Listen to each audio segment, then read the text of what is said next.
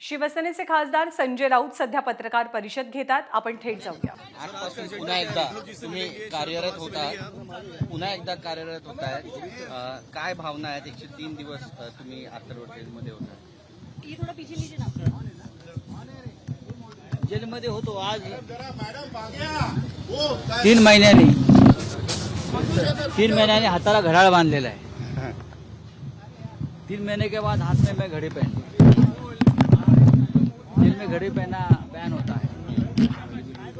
घड़ी भी मेरा लूज हो गया. देखो घड़ी लूज हो गया मेरा, सब कम हो गया. जेल में रहना विश्व का कोई भी जेल, अगर किसी को लगता होगा कि लोग मजे में रहते, नहीं, जेल में रहना बहुत कठिनाई के साथ रहना पड़ता है. इसलिए जेल की संकल्पना बनाई गई है. लेकिन अब आया हूँ, लोगों ने जोर से स्वागत किया, प्यार दिया. मुझे तो लगा था कि 3 महीने के बाद लोग मुझे भूल जाएंगे, लेकिन मैं कल से देख रहा हूँ, आज सुबह से देख रहा हूँ. आज सुबह अभी मैं माननीय उद्धव ठाकरे साहब से मिलने जाऊंगा. कल वो लगातार मेरे से बात कर रहे थे. आज सुबह शरद पवार साहब का भी फोन था, वो भी बीमार है. लेकिन पवार साहब को भी मेरे बारे में बहुत फिक्र थी है, तो मैं पवार साहब से जाकर मिलूंगा. बहुत लोगों के फोन आ रहे हैं. अभी डॉक्टर सुब्रमण्यम स्वामी जी का फोन चल रहा था. कल जिस प्रकार का कोर्ट ने ऑर्डर दिया है, उस बारे में पूरे देश में एक अच्छा माहौल बना है.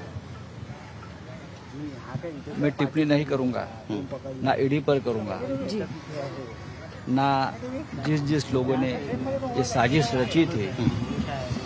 अगर उनको आनंद मिला होगा तो मैं उनके आनंद में सहभागी. लेकिन मेरे मन में किसी के खिलाफ कोई शिकायत नहीं है, और न मैं करूंगा. जो मुझे भुगतना था, मेरे पार्टी को भुगतना था, हमने भुगत लिया है. मेरे परिवार ने बहुत कुछ खोया है. तो होता है ऐसा जिंदगी में, राजनीति में हम लोग. लेकिन इस प्रकार की राजनीति देश के इतिहास ने कभी न देखी है. हमारा देश 150 साल गुलामी में था. उस काल में भी इस प्रकार की पॉलिटिकल वेंडेटा की राजनीति हमने देखी नहीं. दुश्मनों के साथ भी अच्छा व्यवहार किया जाता है पॉलिटिकल. लेकिन फिर भी मैं एक्सेप्ट करता हूँ. मैं पूरे सिस्टम को दोष नहीं दूंगा, ना मैं किसी केंद्रीय जांच एजेंसी को दोष दूंगा. अच्छा काम करने का मौका उनको भी मिलता है, करना चाहिए, सबको करना चाहिए. महाराष्ट्र में एक सरकार नहीं बनी है. मैं 3 महीने से बाहर हूँ. कुछ निर्णय सरकार ने अच्छे भी लिए हैं महाराष्ट्र के. मैं उनका स्वागत भी करूंगा. विरोध के लिए विरोध नहीं करेंगे हम लोग, कभी ना किया है. जो चीज़ें जनता के लिए और राज्य के लिए और देश के लिए अच्छी होती है, उनका हमेशा स्वागत करना चाहिए. महाराष्ट्र में देवेंद्र फडणवीस जी ने कुछ निर्णय अच्छे लिए हैं. जब मुझे अखबार पढ़ने का मौका मिलता था तो मैं पढ़ लेता था, और मैं ये भी देखता था कि अच्छा निर्णय है. खास करके हाउसिंग जो है, गरीबों के लिए घर देने का फैसला, म्हाड़ा को अधिकार देने का फैसला, जो हमारे सरकार ने वो अधिकार छीन लिए थे, वो मुझे अच्छा नहीं लगता था. लेकिन म्हाड़ा बोर्ड को एक वापस अधिकार देने का फैसला फडणवीस साहब ने लिया है, वो मुझे अच्छा लगा. ऐसे बहुत से निर्णय हैं. सरकार होती है, अच्छे निर्णय का स्वागत होना चाहिए. सर, जेल में किस तरह से समय बिताते थे? क्योंकि आपने कहा था कि बीच में आपकी तबीयत खराब हो गई थी. अभी भी है खराब. तो जेल में कैसे समय बिताते थे सर आप? तबीयत मेरी जेल में भी खराब थी, अभी भी खराब है. मैंने कहा कि जेल में रहना ये कोई आनंद की बात नहीं होती. जो दीवारें होती है जेल की, उससे बात करनी पड़ती है. बड़ी बड़ी दीवारें होती है जेल में, जो बाहर से कोई संबंध नहीं रहता, तो उनसे बात करनी पड़ती है. हमको एकांत में बात करनी पड़ती है. मैं सोचता था जेल में कि वीर सावरकर 10 साल से ज्यादा जेल में कैसे रहे. लोकमान्य तिलक मंडालय में 6 साल से ज़्यादा कैसे रहे, इमरजेंसी में अटल बिहारी वाजपेयी से लेकर बड़े बड़े नेता जेल में 2-2 साल कैसे रहे, इस बारे में जब मैं सोचता था तो मैं ये देखता था कि ठीक है, जो राजनीति में है उनको कभी न कभी जेल में जाना पड़ता है, तो मैं चला गया। सर आपके साथ जेल में कल आपने कहा कि दिल्ली से आदेश आया था आपको जेल भेजने का। कल आपने कहा कि दिल्ली से आदेश आया था आपको जेल भेजने का, तो जेल भेजकर उन्होंने बहुत बड़ी गलती की है। नहीं, देखिए, अगर किसी को भी गलत इल्जाम में जेल भेजा जाता है तो वो गलती है किसी के लिए। मैं नहीं मानता हूँ, मैं मेरे बारे में बोल रहा हूँ। अनिल देशमुख जी के बारे में भी हाईकोर्ट ने जो निरीक्षण दिया वो देखने लायक है। लेकिन ठीक है, कल के ऑर्डर से इस देश की न्याय व्यवस्था के ऊपर का विश्वास लोगों का जो है, न्याय मंदिर जिसे हम कहते हैं, बढ़ गया। सर, आज आप उद्धव ठाकरे और शरद पवार जी से मिलने वाले हैं? डेफिनेटली मिलूंगा मैं। दोनों नेताओं ने हमेशा मेरी फिक्र की है, जब मैं अंदर था मेरे परिवार की फिक्र की है, बार बार मदद करते रहे हैं, तो मैं सभी को मिलूंगा। मैं 2-4 दिन में राज्य के उप मुख्यमंत्री देवेंद्र फडणवीस जी को भी मिल रहा हूँ। कुछ लोगों के कामों के लिए मैं मिलना चाहता हूँ उनको, जरूर मिलूंगा। सर, मराठीमध्ये सांगा की सर 103 दिवस उपमुख्यमंत्री से मिलेंगे, आप मुख्यमंत्री से मिलकर बात देखिए, मैं लगता है कि राज्य का जो कारभार है उप मुख्यमंत्री चला रहे हैं। जो मेरा निरीक्षण है कि इस राज्य का नेतृत्व आज भी फडणवीस जी कर रहे हैं, अनुभवी नेता है, और बहुत से महत्वपूर्ण निर्णय मैं उनके मुंह से सुन रहा हूँ,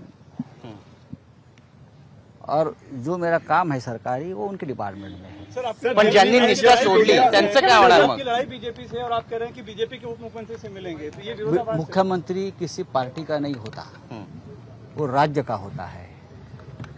प्रधानमंत्री देश का होता है, किसी एक पार्टी का नहीं होता।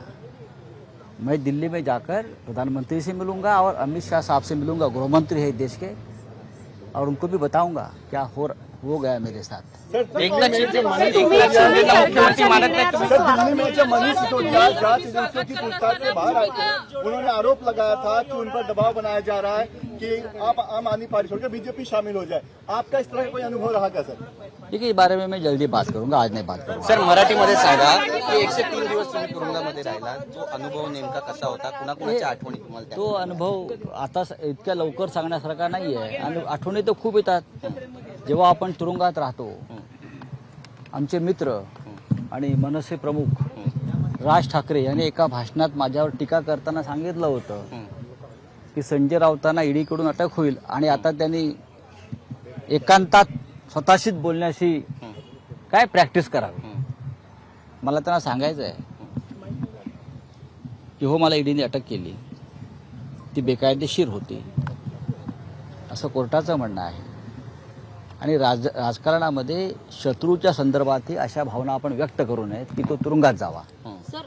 आणि मी एकांतात होतो, जसे सावरकर एकांतामध्ये होते, लोकमान्य टिळक एकांतात होते, आणीबाणीमध्ये अनेक नेते एकांतात होते, तशी माझी सुद्धा अटक राजकीय होती, आणि मी माझा एकांतातला काळ सत्काराने लावला। तुम्ही महाराष्ट्र सरकारच्या निर्णयांचं स्वागत करताय, पण शिवसेनेने सरकार स्थापन झाल्यापासून एकच टीका केली आहे की हे सरकार घटनाबाह्य आहे। नक्कीच घटनाबाह्य आहे, त्याच्याविषयी माझ्या मनात तिळमात्र शंका नाही, पण त्यांनी जे काही मोजके निर्णय जाहीर केले त्याच्याविषयी म्हणतोय मी। आपके तेवर से लग रहा है कि आप थोड़ा नरम हुए हैं पहले से। नरम होने का मतलब क्या होता है? आप बोल रहे हैं हम बात करेंगे, उप मुख्यमंत्री से मिलेंगे। क्यों नहीं मिल सकता हूँ मैं? अगर मैं सांसद हूँ, मैं मेंबर ऑफ पार्लियामेंट हूँ, कुछ सरकारी काम है, मेरा भाई एमएलए है यहाँ, तो किसी काम के लिए मिल नहीं सकते हैं क्या?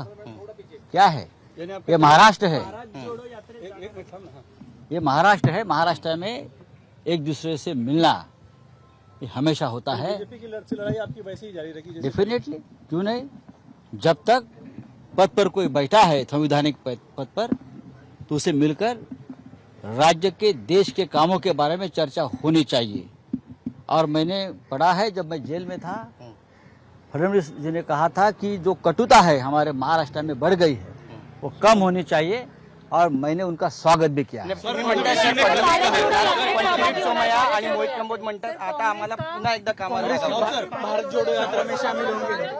भारत जोड़ो यात्रा कल आप जब जेल से बाहर आए, भारत जोड़ो यात्रा का मैं स्वागत करता हूं।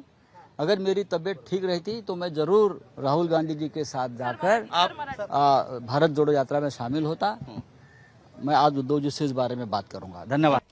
तर तब्बल 103 दिवसांनंतर संजय राऊत हे आता पुन्हा एकदा माध्यमांसमोर आलेले आहेत। महत्त्वाच्या कामांसाठी देवेंद्र फडणवीसांची भेट घेणार असल्याचं संजय राऊत म्हणालेले आहेत। कटुता संपवली पाहिजे या फडणवीसांच्या भूमिकेचं आपण तेव्हाही स्वागत केलं होतं असं संजय राऊत म्हणालेले आहेत।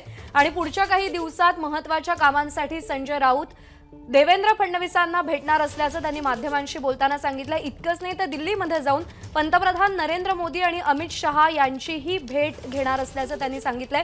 सगळ्यात महत्त्वाची गोष्ट म्हणजे महाराष्ट्रातल्या राजकारणातली कटुता संपवली पाहिजे हे विधान देवेंद्र फडणवीस यांनी केलेलं होतं। त्या विधानाचं मी तेव्हाही स्वागत केलं होतं आणि आत्ताही स्वागत करतो असं म्हणत असतानाच राज्याचा कारभार सध्या उपमुख्यमंत्री चालवतायत, देवेंद्र फडणवीस चालवतायत असं म्हणत त्यांनी एकनाथ शिंदे यांना टोला लगावलेला आहे। अनेक महत्त्वाचे निर्णय देवेंद्र फडणवीस यांनी घेतलेले आहेत, त्याचं मी स्वागत करतो असं सुद्धा संजय राऊत यांनी माध्यमांशी बोलताना सांगितलंय। लवकरच देवेंद्र फडणवीसांना भेटणार असल्याचं विधान संजय राऊत यांनी केलेलं आहे। कटुता संपवली पाहिजे या फडणवीसांच्या भूमिकेचं मी स्वागत करतो असं वक्तव्य संजय राऊत यांनी माध्यमांशी बोलताना केलेलं आहे। तब्बल 103 दिवसांनंतर संजय राऊत आज सकाळी माध्यमांसमोर आलेले आहेत। एबीपी माझा, उघडा डोळे बघा नीट।